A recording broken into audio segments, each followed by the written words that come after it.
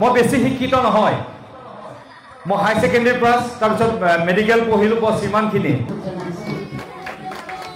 সেইকাৰণে পুনৰবাৰ অনুৰোধ কৰিছো প্ৰত্যেক সন্তানকে মানৱীয়তা শিক্ষা দিয়ক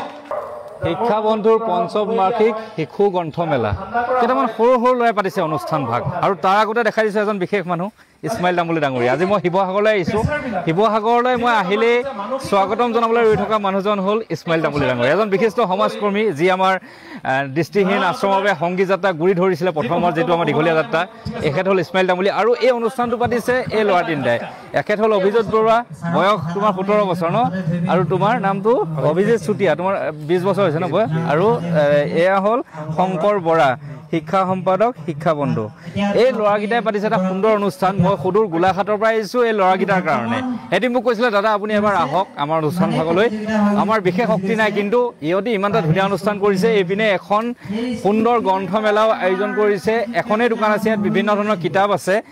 এই ল'ৰাগিটাৰ যি মানে জ্ঞান যি জ্ঞানৰ নমুনা সেই নমুনাক মই ধন্যবাদ জ্ঞাপন কৰিছোঁ যে তেওঁলোকে বেলেগ অনুষ্ঠান নহয় এটা শিক্ষাৰ লগত জড়িত অনুষ্ঠান পাতিছে আৰু তালৈ মোক নিমন্ত্ৰণ জনাইছে এই অনুষ্ঠান ভাগ একেবাৰে সৰু জেগা এটা হৈছে গাঁৱৰ একদম ভিতৰৰ জেগা এটা হৈছে বানমুখ বুলি কয় তাত দেখিছে না কিতাপৰ এখন বিপণী লগাইছে এখন গ্ৰন্থমেলা গ্ৰন্থপীঠ বুলি আপোনাৰ অনুষ্ঠান কৰিছে আৰু এই অনুষ্ঠানটো তাত হৈ আছে মই তালৈ গৈ আছোঁ অলপ দেৰি পিছত তাত অনুষ্ঠান হৈ আছে আপোনালোক দেখাই দিছোঁ ধুনীয়াকৈ তাত অনুষ্ঠান হৈছে মানুহ আছে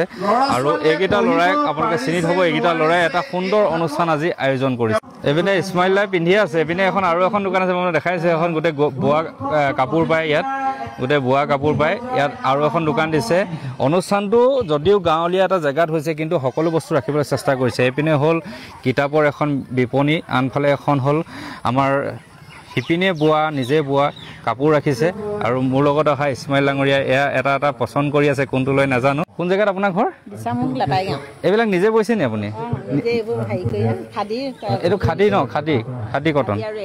ইছমাইল ধুনীয়া লাগিছে এইটো চব নিজে বোৱা ন ভাল আছে ন ধুনীয়া লাগিছে কাপোৰ দেই আপুনি মানে মই কৈছোঁ যে অনুষ্ঠান ভাগ একদম গাঁৱলীয়া এটা পৰিৱেশত আছে কোনো চহৰ নগৰ অনুষ্ঠান নহয় কিন্তু ইয়াত এইপিনে চাৰিদুখে এবাৰ দেখাই দিলোঁ আপুনি দেখিব মানুহ ইমান নাই দেখাই দিছোঁ মানুহ ইমান নাই মানুহ দেখিছে মানুহ বহুত কম কিন্তু তথাপিতো যে সাহস কৰিছে ল'ৰা ছোৱালীখিনিয়ে যে এটা অনুষ্ঠান পাতি এনেদৰে এটা মানে সম্পূৰ্ণ এটা ধুনীয়া অনুষ্ঠান যিটো মানে অনুষ্ঠানলৈ মোক নিমন্ত্ৰণ দিছে বিশিষ্ট অতিথি হিচাপে কিন্তু মই সিহঁতৰ বন্ধু হিচাপে মই আহিছোঁ আৰু এই অনুষ্ঠান ভাগত ভাগ ল'ব পাৰে অতিকৈ মই সুখী হৈছোঁ নামটো কি কৰি আছে ন ফটো মাৰ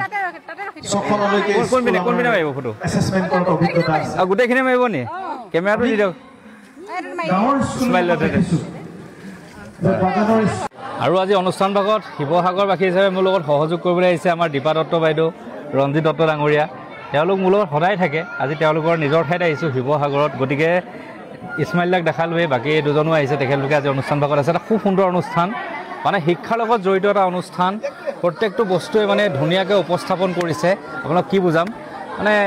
মই কৈছোঁ যে অনুষ্ঠান ভাগৰ এক মহানতা আছে মহানতা প্ৰতিষ্ঠা কৰিবলৈ আজি মই আহিছোঁ এই সৰু অনুষ্ঠান যদি এই অনুষ্ঠানটো মই আপোনালোকক দেখুৱাবলৈ অহা কাৰণ এটাই যে ইয়াৰ লগত নৱপ্ৰজন্মৰ ভৱিষ্যতৰ কথা জড়িত হৈ আছে তেখেত হ'ল দিগন্ত হিমন্ত বৰুৱাদেৱ তেখেতে লাচিত বৰফুকন কলেজত তেওঁ প্ৰফেচাৰ হয় তেখেতে আজি অনুষ্ঠান ভাগত আহিছে বহুত সুন্দৰ কথা ষ্টেজত কৈ আছিলে আজি এই অনুষ্ঠান ভাগ আহি মই সঁচাকৈ সুখী হৈছোঁ আৰু আপুনি যিখিনি কথা ক'লে শিক্ষাক লৈ নৱপ্ৰজন্মৰ যিটো মানে এটা বস্তু ক'লে যে মোবাইলে শেষ কৰি দিছে আজিকালি যুগত সেই বস্তুটো মোৰ ভাল লাগিলে মানে ধুনীয়া কথা আপুনি এটা মেছেজ দিছে মই এইখিনি ৰেকৰ্ডেড কৰিব নোৱাৰিলোঁ মই আঁতৰৰ পৰা শুনি আছিলোঁ কিন্তু খুব ভাল দিছে আৰু অনুষ্ঠান ভাগ সৰু ল'ৰাকেইটা মানে পাতিছে কিন্তু ভাল অনুষ্ঠান হয়নে নহয় হয় খুব ভাল অনুষ্ঠান আমাৰ নীৰৱ বাইলুং আহোম আমাৰ ষ্টুডেণ্ট প্ৰাক্তন ছাত্ৰ আৰু গোটেই আমাৰ প্ৰাক্তন বীৰ লাচিত বৰফুকন মহাবিদ্যালয়ৰ প্ৰাক্তন ছাত্ৰীসকলে লগ লাগি অনুষ্ঠানটো খুলিছিলে এইবাৰ পঞ্চম বাৰ্ষিক মানে শিশু গ্ৰন্থমেলা অনুষ্ঠিত কৰিছে প্ৰতি বছৰে অনুষ্ঠিত কৰে আৰু ইয়াৰ আটাইতকৈ ডাঙৰ কথাটো হৈছে কি যে এওঁলোকে কেৱল চৰকাৰী গোটেই প্ৰাথমিক বিদ্যালয়ৰ ছাত্ৰ ছাত্ৰীক লৈ অনুষ্ঠান চৰকাৰী যি সময়ত আজিৰ পৰা 5 বছৰৰ আগতে চৰকাৰী স্কুলৰ ছাত্ৰ ছাত্ৰীক লৈ ইমান সামাজিকভাৱে অনুষ্ঠান গঢ়ি উঠা নাছিল সেইটোৱে আৰু এই অনুষ্ঠানলৈ ছাৰহেঁত আহিছে ধন্যবাদ জ্ঞাপন কৰিলোঁ ল'ৰাকেইটা যাতে সদায় আগুৱাই দিয়ে বোলে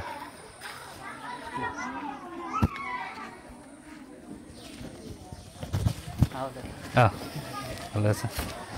এয়া আপোনালোকৰ মাজত মিষ্টাৰ বিটু দুৰ্ভগীয়া বন্ধু সকলো এটা উষ্ম হাত চাপৰি দিব আৰু তেখেতক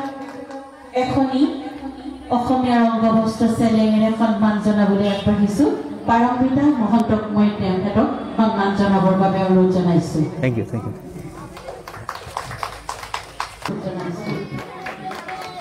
ধন্যবাদ আচলতে মই মোৰ লগত যোগাযোগ কৰা ল'ৰাটো এইপিনে অহা অলপ একো নাই এইটো থাকক এইটো আপোনালোকে এতিয়া সন্মান হাতৰ পৰা এৰা নাখায় কেতিয়াও এই ল'ৰাজন যে দেখিছে ই আজি 2 মাহৰ আগৰ পৰা মোৰ লগত কণ্টেক্ট কৰি আছিলে যে আপুনি আহিব আমাৰ অনুষ্ঠানলৈ আৰু আমি পাতিছোঁ কোনোমতে আপোনাক ভাল পাওঁ সেইকাৰণে মাতিছোঁ এই মিষ্টাৰ বিটুক যোনে ভাল পায়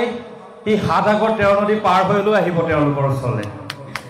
লাগিলে তেওঁ অনুষ্ঠান যিমানে ডাঙৰ নহওক কিয় বা সৰু নহওক কিয় মোক যদি মৰমেৰে মাতে মই 1000 বাধা নেওচি আপোনালোকৰ মাজত থাকিম যদি অহংকাৰত মাতে তাত মই শূন্য ইয়াত শিক্ষালৈ এটা অনুষ্ঠান পাতিছে মই বেছি শিক্ষিত নহয় মই হাই ছেকেণ্ডেৰী পাছ তাৰপিছত মেডিকেল পঢ়িলোঁ বছ ইমানখিনি কিন্তু মই এটা শিক্ষাই আপোনালোকক ল'বলৈ কৈছোঁ প্ৰত্যেক সন্তানকে এটা শিক্ষা দিব সেইটো হ'ল মানৱীয়তা শিক্ষা দুৰ্ভগীয়া উদ্ধাৰ অভিযানৰ শিক্ষা কিয় দিবলৈ কৈছোঁ জানে কাৰণ প্ৰত্যেকজন পিতৃ মাতৃয়ে বৃদ্ধ হৈ দুৰ্ভগীয়া হয় আপোনাৰ সন্তানক যদি এতিয়াৰ পৰা দুৰ্ভগীয়া উদ্ধাৰ অভিযানৰ শিক্ষা নিদিয়ে